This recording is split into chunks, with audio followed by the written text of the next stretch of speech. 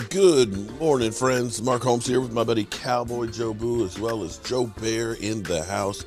And as always, I want to thank you all for watching, commenting, subscribing, and being part of the Joe Boo Sports Report. Without you guys, as well as you ladies, you know it does not work.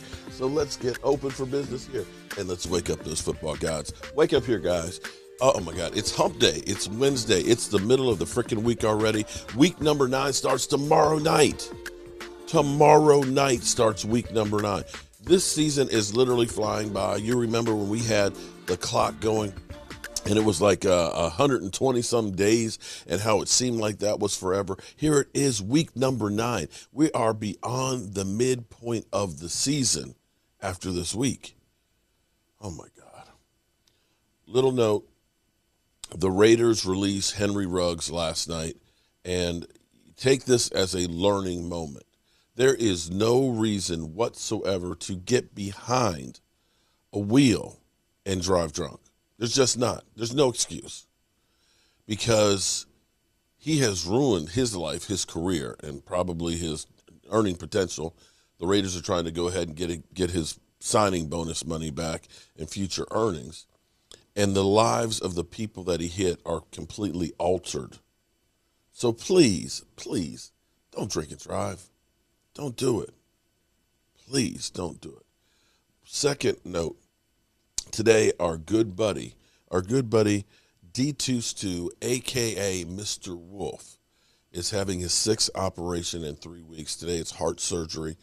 He's getting 6 stents put into his heart to help the blood flow. He's got blocked arteries and things.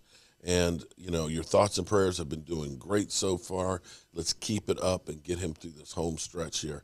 He's having surgery today at 1 o'clock. So definitely keep him in your thoughts. Another thing, channel members, we're going to be doing some special stuff, extra stuff for you. I appreciate each and one of you channel members and stuff, but I want to do more to thank you guys for doing it. I'm actually setting up with the help, it's kind of crazy, with my buddy Philly D. It's a computer company that's going to help me get better organized, because it's difficult, because YouTube keeps all of the data right there to get the stuff together. I want to be able to send you guys stuff, give you, immediate updates on things that are going on or upcoming events and stuff like that.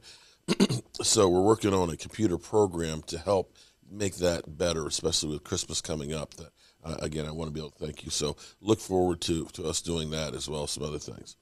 Now, for our Dallas Cowboys, I got thinking here. With the trade deadline happening yesterday, and everybody's saying, well, the Cowboys might be going for Ingram, or maybe they should go for Von Miller, and Cowboys should be making a splash. They always say could be. So that's the key word that you always hear from all the talking heads, is that could be. Well, could be means I'm just throwing some shit out there that sounds like it's conceivable. I mean, you could be that the Cowboys are going to trade Jerry Jones to Washington, right? It could be. Doesn't mean it's going to happen.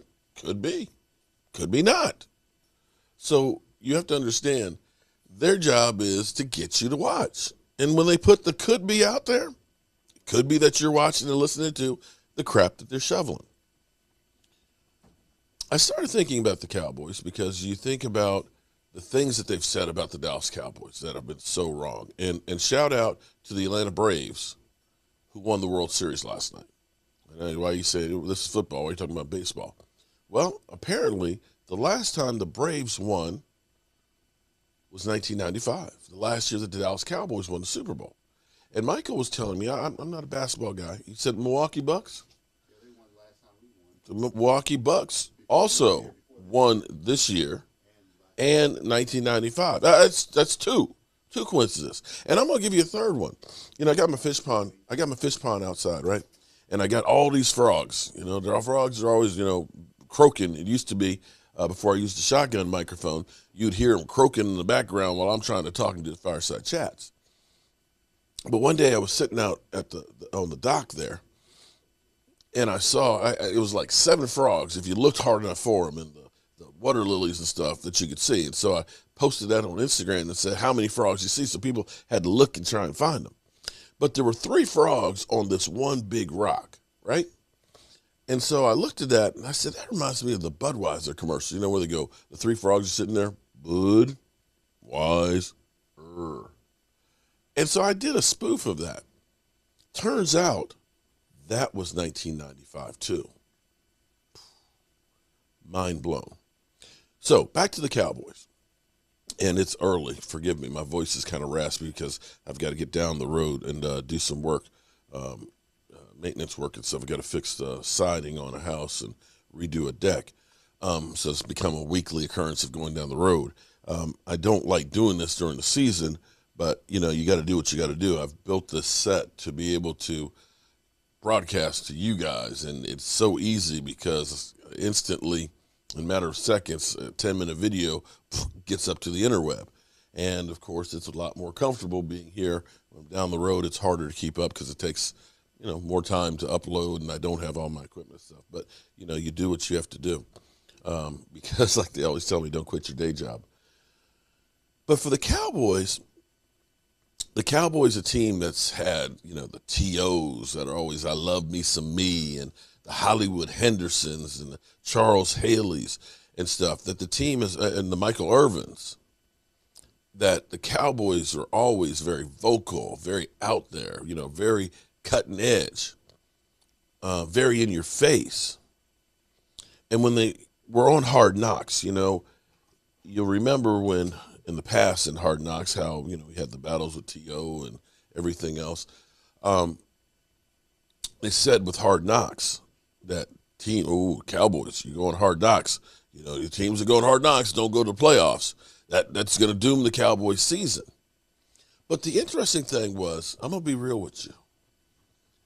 Hard Knocks, it was good to watch. It was a great storyline, seeing about the players that, you know, didn't have much of a chance of making it. I thought that we were going to see drama about like Jalen Smith and versus Micah Parsons, the young gun coming in to take the veteran who's trying to rebound.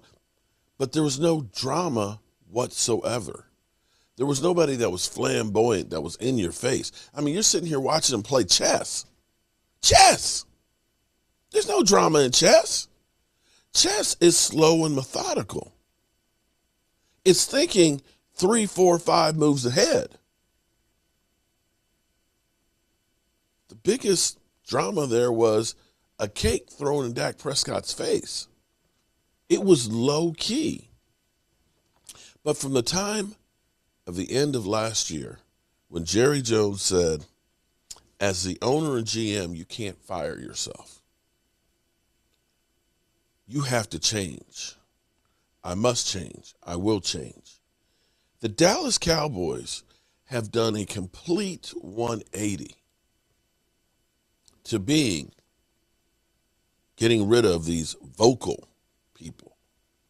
Whether you love Jalen Smith or hated Jalen Smith did a lot of talking and stuff. Jalen Smith, you know, looked like Hollywood. Jalen Smith, great guy, great brand, great in the community. But they got rid of guys like that. Jerry Jones went more low-key. He stopped doing, I want me some glory hole stuff and all that, and he took care of getting Dak Prescott's contract done. He hired a coach for defense, and he got the hell out of the way. And he lets those guys that weren't related to the Dallas Cowboys of the past, because in the past, it was always hiring people who were former players or former coaches in the Cowboys, hiring within. So you never changed the philosophy. You still were doing the same stuff you were doing back in the 90s. But as you look at Amari Cooper, I swear sometimes Amari Cooper, I think you got to check his pulse to see if he's still breathing. As opposed to T.O., get your popcorn ready. It's low key. It's about business. And for the Cowboys, they seem to be holding people accountable for what they do, which is truly different. Because it used to be the pet players could circumvent the coaches and go right to the owner. I'm the owner's pet. I don't have to listen to Jason Garrett. I can undermine him. But it seems like now, when I saw Bresham come off the sideline after the unnecessary roughness and seeing the look from Mike McCarthy, you know, people are sleeping on Mike McCarthy, but I think Mike McCarthy's doing a whole lot more than he gets credit for. When Bradley and I jumped off sides on the punt, they held him accountable and released him yesterday. This team is about something for once. It's not about just being the Cowboy and trying to get the most headlines, where we do get the most headlines regardless. But it finally seems like there's a focal point on football, and it doesn't matter what comes their way. They're going to brush it off and keep focusing in on it. I'm proud of the Cowboys so far. We haven't had the off-field issues. We haven't had, the barroom arrests and things like that, or, the commissioner's got to step in and things like other teams have. This team seems to be focused and ready to go. And I feel like we're going to party like it's 1995. And speaking of that, I got to get on the road on 95, heading south so I can get to work. Of course, I'll be bringing you news all day long, but I got to go. And I'll see you later. Our coach here, and as always, I want to thank you all for watching, commenting, subscribing, and being